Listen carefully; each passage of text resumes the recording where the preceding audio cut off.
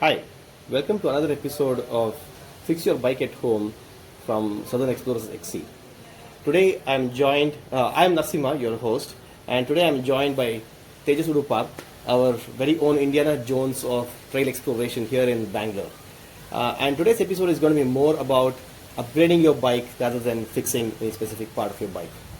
Over to Tejas. Today we have the Marin San Quenin one.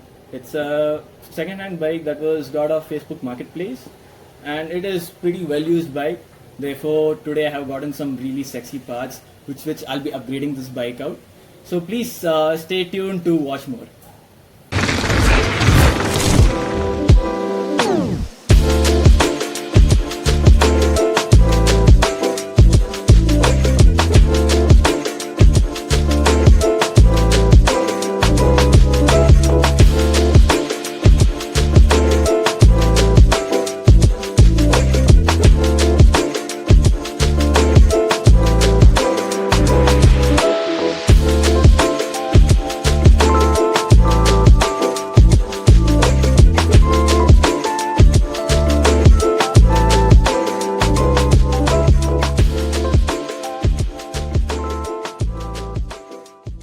As you guys can see, all these upgrade parts, sexy upgrade parts are going to go on that bike here. So let me introduce you to each of the parts. So first of all, we have this deore M1500, as you can see here. This is a drivetrain that supports 11 to 51 tooth cassette, and it does come with a clutch, as you can see here.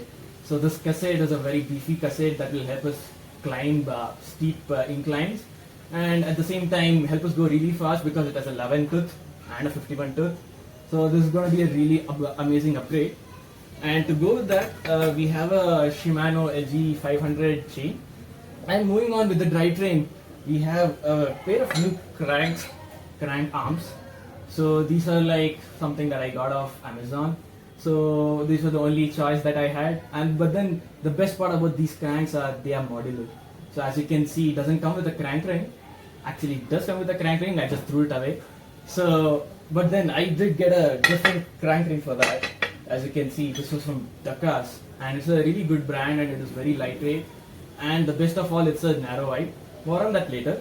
For shifters, we have the 11-speed deore shifters, and probably one of the biggest upgrades for these bikes is the beefy fork that I have here.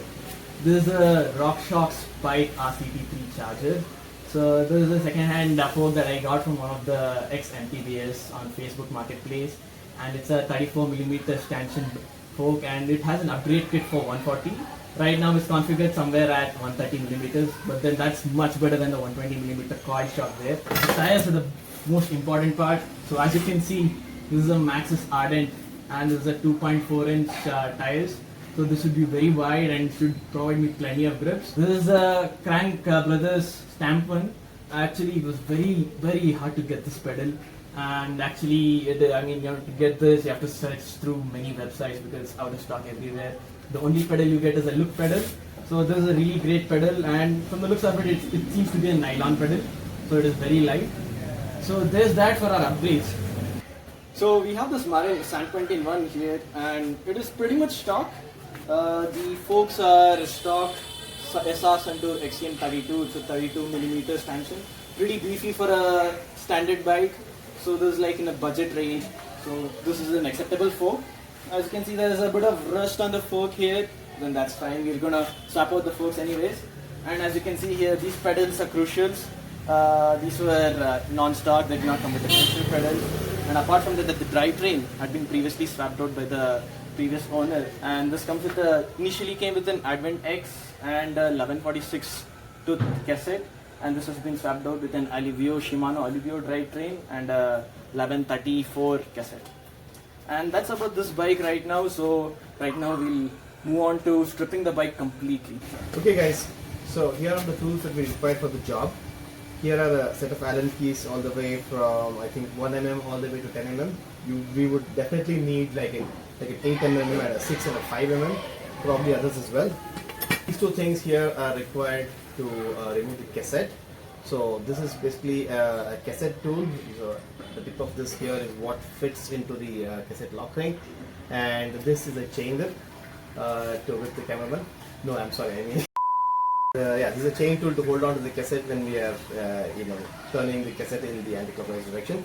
This is a chain tool which we require to size the chain because we're going to put a new chain on, and the cassette size is going to be different, so we have to size the chain, and we may have to cut a few links off. So that's what you require. The chain tool for this here is just a small homemade tool to hold the chain together when you are locking it back together. This is a chain link tool to lock and unlock the quick link or the golden link, whatever you call it. This here is a crank puller, as they call it. So you will see it in action. You will realize how this is used. This is a set of cable pliers. This is basically to cut the new housing of the cable. It's basically to size different pieces of cable housing. Yeah, this is just a spanner.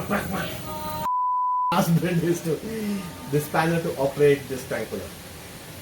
So in order to remove the front, this is a through axle, so we need a 6 mm key. You can see here. Oh my.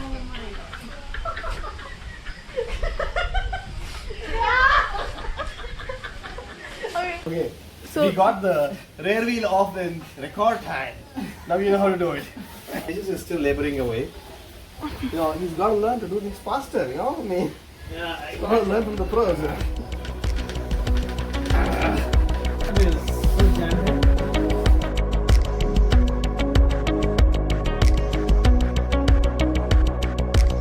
Okay, so we'll remove the threads. Open this chain now.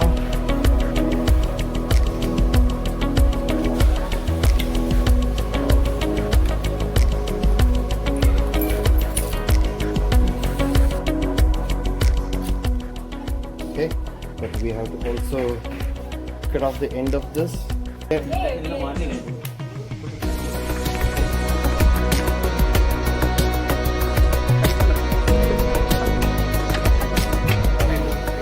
how's the coffee now? I thought you were kidding. No, honestly. Coffee is amazing, made by my wife. Yeah. Yeah, the cable. Yeah, pull it. Yeah, keep pulling it. Yeah.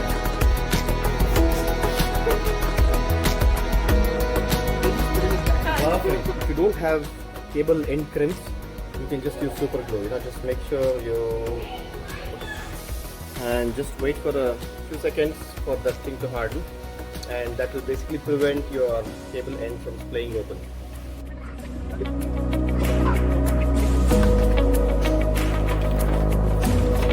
Okay, and it's out. Oh man, and we need, look at this, zoom in on this. How beautiful this bearing is, and it needs a clean.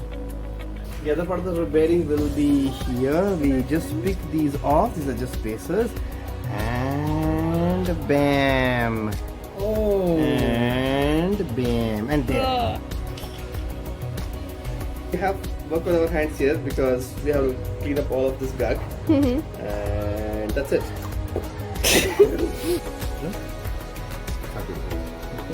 But ideally, it's better to first clean it before you get grease. So everything's dropped in there. And just clear liquid. Oh yeah.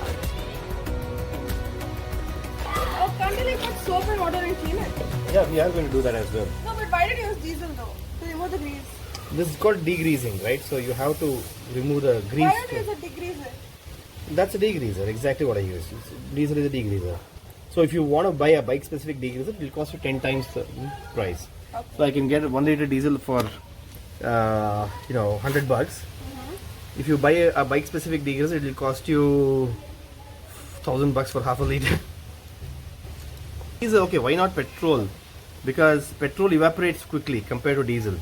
So it will not do the job that effectively because it just evaporates. Okay. Diesel stays, so it's more effective that way because it stays, doesn't get dried up. It was a new one, and then after 1 month we went to give it to service. Okay. I don't know what that guy did. I don't think he did anything. Yeah. It was just 6 mm. This is the 8 mm key. Take it anti-clockwise. And out it goes. Okay, this is one is out. So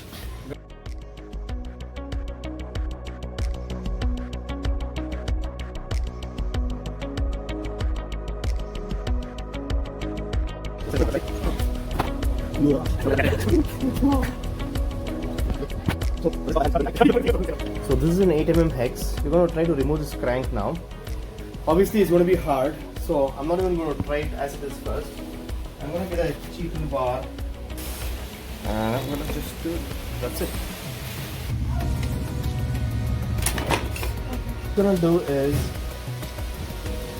this outer part, okay, this is going to thread into the inner threads here on the crank arm. Okay, so it's going to go like this.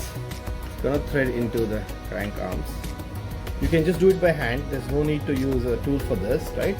It should smoothly go inside, okay, all the way in, right? And then you got to tighten this. What this bolt does is it's going to go and push against the spindle, against the end of the spindle, and by effect, as you tighten this, okay, it's still loose, but once you get to the tight part, now you need a tool to tighten this. As we tighten this, as this pushes against the spindle, it's going to pull the whole crank out. Okay? Okay. You can use this. And just put some gentle pressure, right? Just gently turn in. And you can see, try to focus in here. You should see the gap widening between the crank and between the chainring and the frame. You see it coming out? Yeah. One rule of thumb is wherever it's possible to finger tighten first onto the threads of anything, do that first before using the tool, because if you straight away start using the tool, then you may end up damaging the threads if it is wrongly threaded. The Shimano was broke, damaged. Yeah. Okay, so now we're going to swap out the cassette on this wheel. So what I have here is this cassette removal tool and a chain whip. So I'll show you why this is required. Right? You need to turn this anti-clockwise to remove the cassette, but you can't do that here simply because there is a free hub inside there. So this is a chain tool, with a lever to be able to exert enough torque to remove the cassette. But since we have to turn this anti-clockwise and there is a free hub inside which makes it rotate freely, we need this chain whip. So what we do with this chain whip is that we grab on to the cassette with it like this, okay, in a way that as if you want to turn it clockwise. And wait a second, now it's just to unlock it. Yeah. Scared? Is it okay? Yeah, it's good. That's the kind of noise it makes when it's It opening. makes it noise because there is a anti-slip layer on it. That's the reason why it makes it noise, but it's fine. Yeah. Okay, now it should come off easily. And see that this comes off. And you see this is the. So we got this off.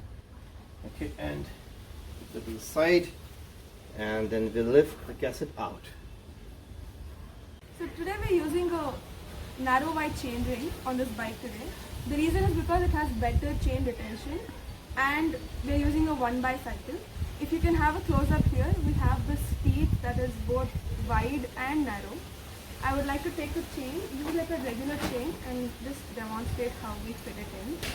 So this is a regular chain that I have here, and we have the inner plates and the outer plates, and they form one single link. And then this is the narrow link and this is the wider link. So I'll try to put it on this chain here. And if you do it any other way, it would not sit on it properly. So you have to have the narrow And the wide ones aligning on correctly.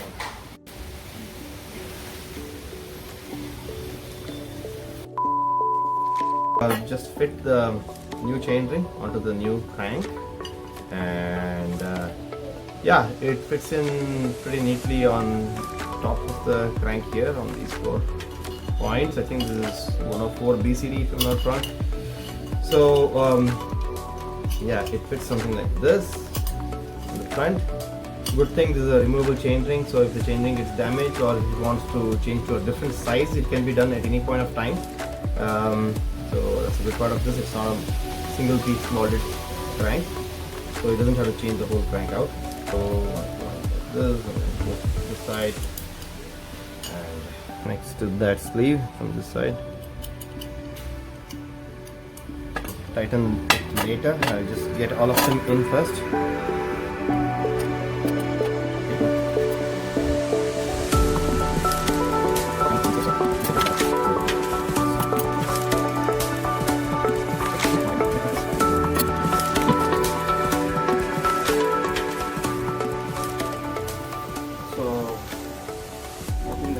Back on its simpler.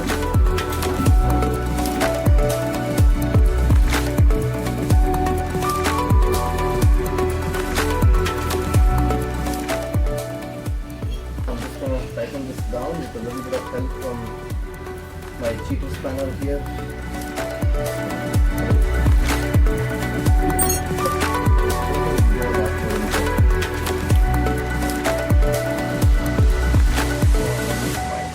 Yeah, it went in quite a bit.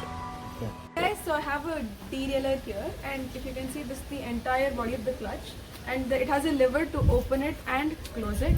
Right now it's in the open state, and I'm easily able to move the cage, and if I close the lever, then I'm not able to move the cage.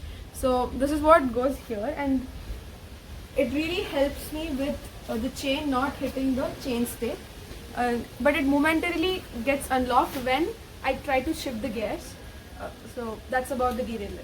Now I'm going to fix this RD on the hanger. Turn it clockwise. Make sure that this metal piece is above this indent here, so that this is there for the B screw. So make sure this is always on top. If it is below, you won't be able to use your B screw, and the derailleur will go down. So to prevent that from going down, you need to make sure that this is always on top. So now we're going to thread this. This is nicely finished at the end. It's brazed, as you can see. But of course we will have to cut it to length, and then obviously we'll have to seal the edge again. But it's nicely finished. I'm going to just add a few drops of this through the open hole here. As you can see, it's a pretty thin tube that it's a multi-purpose tube that I use for chains and cables and everything.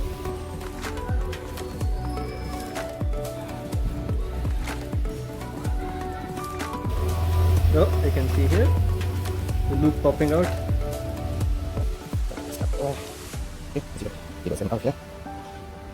Back on. Okay, so yeah. Make sure it is seated tightly. There's no slack, because then all your index will be off. See right through.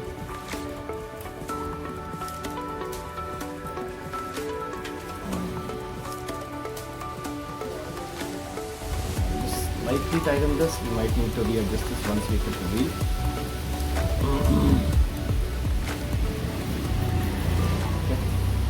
Now we're going to fit this new monster cassette onto this wheel. This freehub body is kind of splined here. You see all these splines on the side of it. So they are all of a kind of similar size, except this last one here. So you have to correctly align it to that and slide it in, otherwise it will not go in any other way. So you see these two here, right? This is a very narrow one and this is a kind of wide one. So it has to go in that way. And the same thing with these, right? I have to identify the spot where it is at and also the correct orientation. I need to put it in like this. Okay. Need spacer on top here. They also have a similar pattern. And don't throw this away. Yeah, we didn't know what these were for, and we almost threw it away the last time we met. But thankfully we remembered, and then let me just see if it goes in any way. Yeah, it's fine. Yeah. This kind of just goes in any way, but you just have to fit it. That's important, so that you have the right spacing. And then the stuff that has the prints here, you know, the embedded or embossed prints here, or engraved prints. It also has these ramps, as you can see, to help with the shifting. That's the side that needs to come up, and you have to align it correctly and just drop it in. Then I take another spacer. Spacer pretty much goes in any direction. It's fine, and assemble it here on top. Okay, before we put in the last ring. Okay, you have their own spacers, so it doesn't need a separate spacer. Yeah, this comes with its own inbuilt spacer, so it's fine. You don't need to put a different spacer here. I'm going to just drop this in here like this. Okay, and then the last one. Yep, this is the way it goes in. And everything is slotted in, and now we're going to put this new lock ring here. Everything's in, perfectly seated. And now we're going to lock everything together on this lock ring here. So these serrations match with the serrations on the last cog that you put in, so that they do not, so that it doesn't come loose easily. You know, otherwise with vibrations, this lock ring can come loose and loosen the whole cassette. That's as good as it gets right now. So now we are going to mount the headset bearings back. This bearing goes in here. So I don't have a grease gun, I'm just going to use a toothpick. Just apply it here. All of these balls. Just to ensure that the grease gets in everywhere that it's required to get in. Here, just drop it in. Okay, it's getting nice and snug. So I have placed the lower headset bearing. I have placed it here. Just placed it here, and this kind of sits into the cup, into the bottom cup, just facing downwards inside there. So for this one, I'm just going to apply the grease on this bearing here, because it's going to come in contact directly with the cup. So I'm just going to apply a generous amount of grease. So as you already saw, we have put this lower bearing here, which fits into the cup down there. Put this up here to this, and as you can see, the upper bearing is already seated there. And you're gonna put this whole assembly of stuff in the same order that we took it out. Okay. So first goes into this upper race, and then the pressure washer kind of thing for the upper race, and then the dust seal, and then the top cap here for the bearing. This is here. We have checked that it's the same size, the fork is the same size, so it should ideally be just enough, but we'll know also. So, hi. Luckily this fork already has the star nut and everything set, and it's already cut to the same size as required, so I don't have to go through the business of cutting the steerer or installing the star nut. So it always has to be just enough to let it freely swing around without having any play. Of course, you can adjust this, fine tune it later, but right now I'm just getting the pressure on the bearings just enough.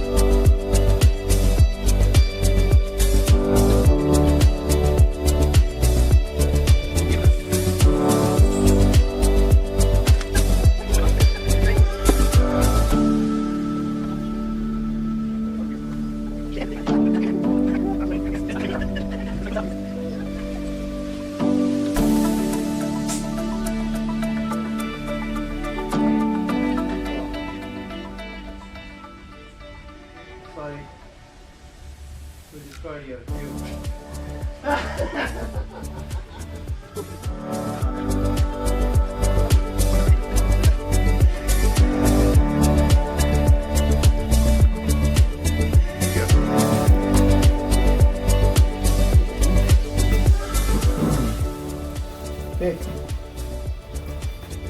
So I'll be sizing a 1x for the first time. We'll see how it goes.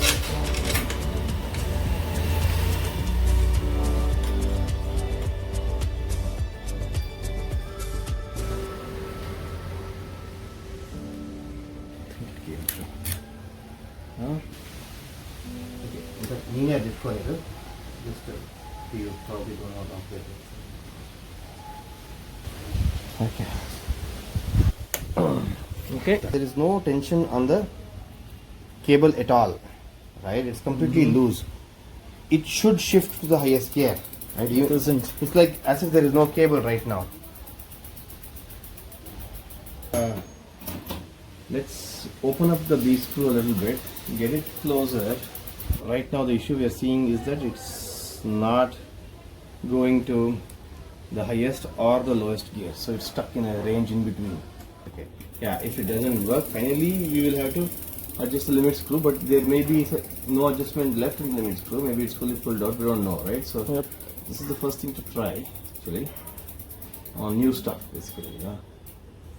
Does it shift like that only? No. Then I will try this. First of all, is it going any higher on that end? No.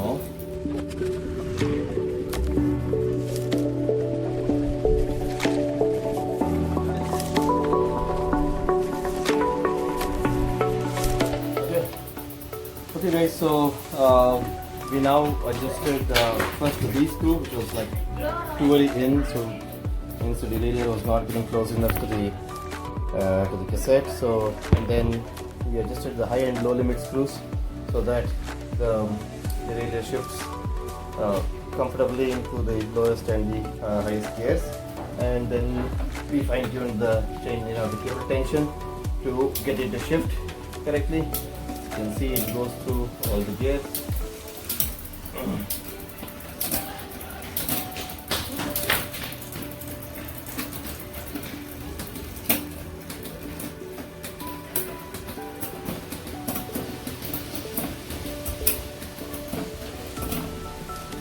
Perfect. So right now we're gonna go pump the shock absorbers, the front fork, and How much do you want? 75, 85 psi.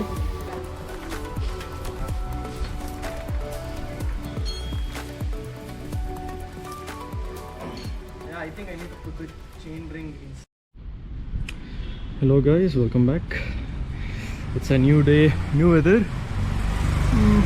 Probably not new weather, but yeah. So right now the bike build is still not complete, and we got 3 issues on the bike, 2 being major and 1 being minor. So let's go over that. So as you can see, the chain is straight on the last cog.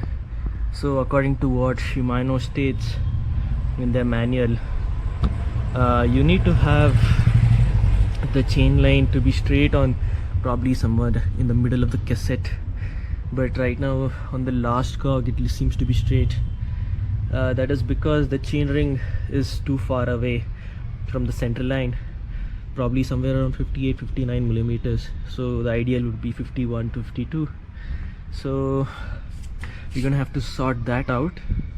And the other one is the headset. It looks flush, but it is actually making contact with the headset. RockShox race usually are meant to be flush, but not this flush. This is literally making contact with the headset. That is because it is too shallow, and the bearings are not making contact with the headset cups. So for that we'll need a completely new headset, top and bottom, and a new race to go with it. So that will take time. And the third one is a chain length issue, which I'll show later. So as you can see, the chain length, it's a 116 link. We used the whole thing. Still looks like the chain is a bit short. It's not major of an issue. Way too much noise here. It's not too big of an issue, but yeah, it will put stress on the derailleur. So we're gonna have to sort that out soon. And the other thing is, I was talking about how the chain line is bad. Look at it from the top.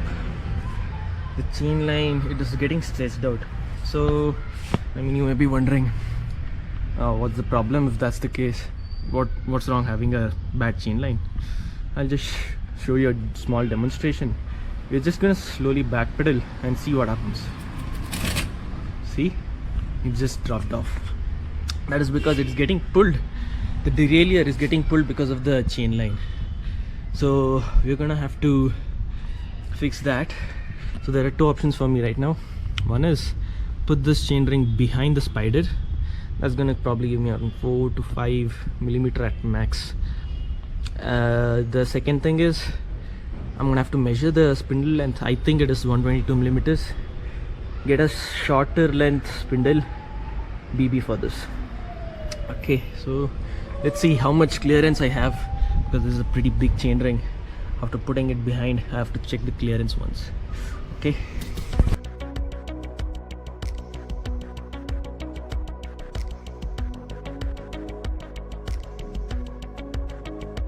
Okay, so now the ring is inside, as you can see, inside of the spider.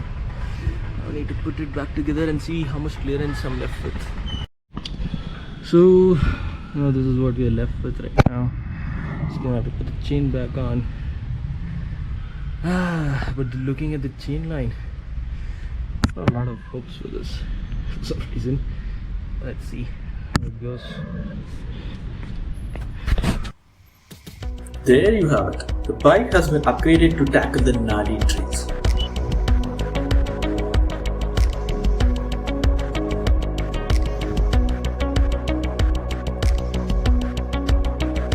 The chainline issue was fully rectified by swapping into a new BB with a shorter 130mm spindle, which fixes the drivetrain issues. The drivetrain has been fully overhauled with the deore M500 series and a bit of aftermarket parts. The high RockShox spike forks make the ride feel plush.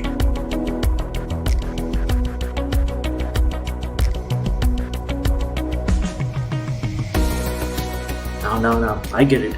You're all wondering how much all of this overall costed. So here is a blow-up list with the component and their prices. The costliest component on the list are the forks, but these RockShox forks were high-end, so I got my money's worth. The drivetrain overall costed around 15k, not too expensive but not too cheap either. The M500 series has almost become a rarity, so in India it's very hard to come by. We stuck to the 11-speed to prevent spending on the new microspline hubs, and the 12-speed cassettes are significantly costly, so we saved quite a bit by staying on the HG platform. The bike in itself costed 35k. It was a bit expensive and had to go through servicing multiple times to get things sorted out. The brakes had gone bad, the freeway was filled with gunk and which needed a full rebuild. The drivetrain was in such a bad condition that it only lasted for 1.5 rides before fully breaking down into an unrideable condition. So the total comes down to 82,000. Now, is that expensive? Did I overspend? Could I have gotten better deal on pre-built bike? In order to answer these questions, let's look at a segment of bikes around 75 to 85,000. If you look at the Polygon Xstrata 7, it has a slightly better 12-speed drivetrain, but it gets blown out of the water on the forks, which is a budget SR-Suntour air fork, which isn't boost standard either. The BMC also shares the same fate, but comes worse than the Polygon due to the lower end components. Then we have a contender from the Giant, which is Tail-on 1. But this compromises on both the drivetrain and the forks, but it does come with a dropper post though. Then, how about its own kind? Marin San Quenin 1 2025. This bike is a lot cheaper compared to the bikes on the list, and also comes with a trail-ready boost frame and a beefy SR-Suntour XCM34. But unfortunately, this is no match for a RockShox bike, and the drivetrain is compromised with a microshift advent, which is not bad, but it is not as good as deore either. So now, we have established that we got a better deal. So the question is, are custom builds cheaper and better? Yes and no. It all depends on how much you manage to get a good frame for and the components to go with it. Our drivetrain is new and the forks are second hand, but we have and had many issues with the bike. Whereas on a newer bike, you get the bike in pristine scratchless condition with everything working. So it is up to you if you want this headache or not, or if you mind the scratches on the bike. But generally speaking, custom builds are more expensive and we just got lucky on this way. While custom builds are costly, they are tuned to your liking, your riding style. Unlike a bike from a shop that is tailored to suit a bigger crowd. This bike build isn't complete yet. We have a Tektro Orion 4-piston hydraulic brakes which we got for 10k, and we will be doing a video on it soon, so please stay tuned with us. Guys, hope you liked our video and we'll be seeing you on the next one. Until then, stay sexy. Thank you. Thank you for having me. Stay tuned and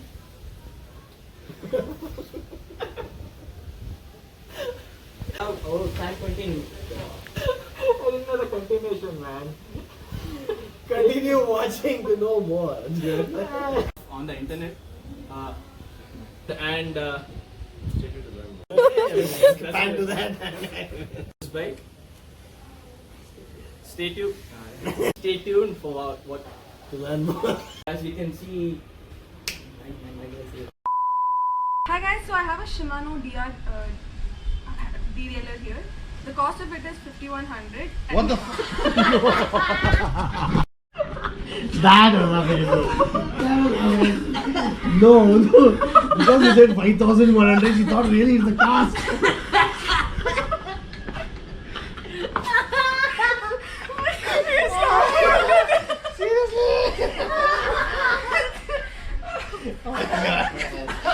Just when I'm trying to bring the situation under control, I'm trying to shut up here, man. And she goes,